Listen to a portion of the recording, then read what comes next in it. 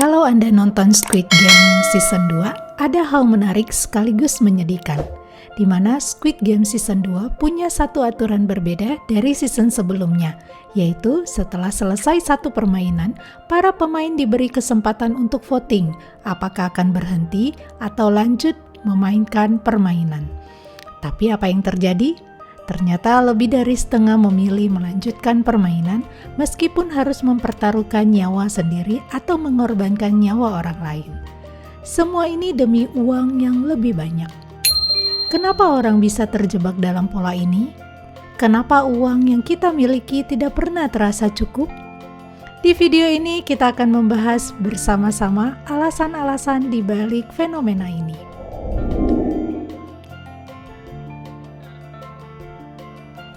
Kenapa saat kita dapat gaji lebih besar, kita tetap merasa kurang? Ini yang disebut dengan hedonic treadmill. Apabila diartikan tiap katanya, hedonic berarti kenikmatan atau kesenangan. Sedangkan treadmill adalah alat fitness yang sering digunakan untuk olahraga lari di tempat. Bisa diartikan bahwa hedonic treadmill adalah sebuah tendensi level emosi kebahagiaan seseorang yang cenderung kembali ke asal, tidak berubah, atau tetap berada di tempat meskipun mencapai kesuksesan. Pada intinya, hedonic treadmill adalah orang yang berlari dan mengejar sesuatu namun tetap berada di tempat.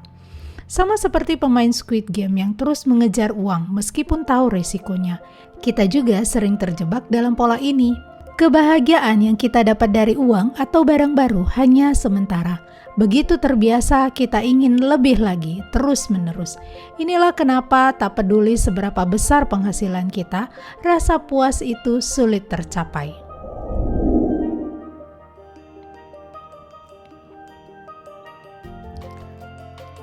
Berapa banyak uang yang cukup?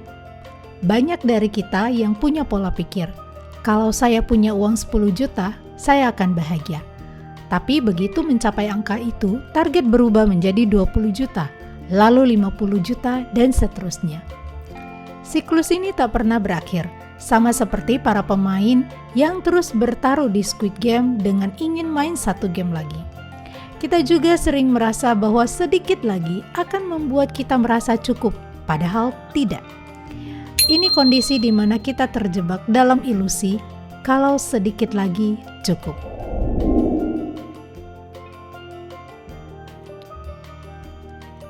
Uang seringkali dianggap sebagai sumber keamanan. Banyak orang merasa kalau saya punya tabungan banyak, hidup saya akan aman.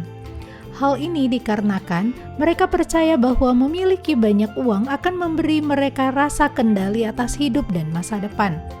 Ini seperti karakter dalam Squid Game yang merasa jika memenangkan uang dalam permainan itu akan membuat mereka merasa aman karena bisa mengatasi semua masalah keuangan mereka.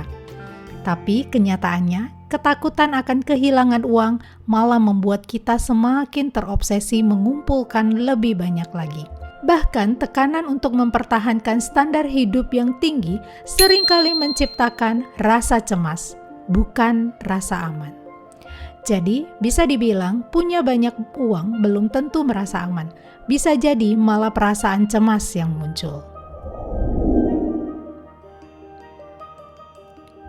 Jika ditinjau dari aspek biologis, ada alasan mengapa kita terus mengejar uang.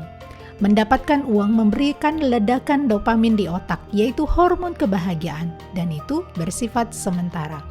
Sama seperti adrenalin yang dirasakan pemain saat mereka menang di Squid Game. Masalahnya, efek ini cepat hilang dan kita akan selalu ingin lebih untuk mendapatkan perasaan yang sama. Ini menciptakan siklus tanpa akhir, seperti candu. Akhirnya kita sampai pada pertanyaan besar.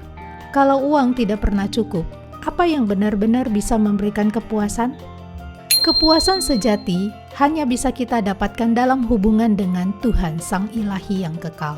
Karena Dialah yang akan menolong kita memandang dan menghargai hidup ini dengan tepat. Sehingga kita mampu belajar merasa cukup, bersyukur, bisa mengatur hidup dengan lebih baik, dan mampu berbagi. Disitulah kita merasakan kebahagiaan dan kepuasan sejati. Kekayaan sejati bukan sekedar tentang berapa banyak uang yang kita miliki, tetapi tentang hubungan kita dengan Tuhan dan sesama. Jadi bukan berarti kita tidak perlu bekerja mencari uang ya. Bekerja mencari uang itu perlu dan harus.